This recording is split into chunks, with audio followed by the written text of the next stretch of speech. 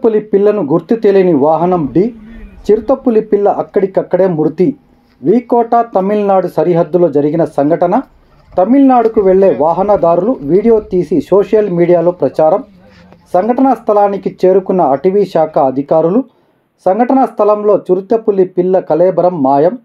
ఎవరైనా ఎత్తుకు వెళ్లారా అనే కోణంలో దర్యాప్తు. అయోమయంలో అటవీ శాఖ అధికారులు. పూర్తి వివరాలు తెలియజేస్తామన్న అటవీ శాఖ అధికారులు.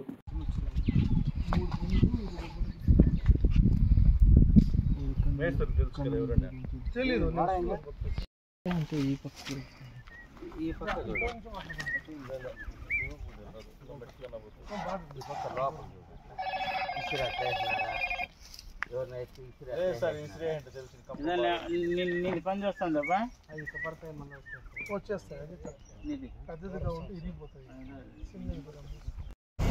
ఎవరో చిరుతపులి పాండంబట్ ఘాట్ లో తొక్కిచేశారు.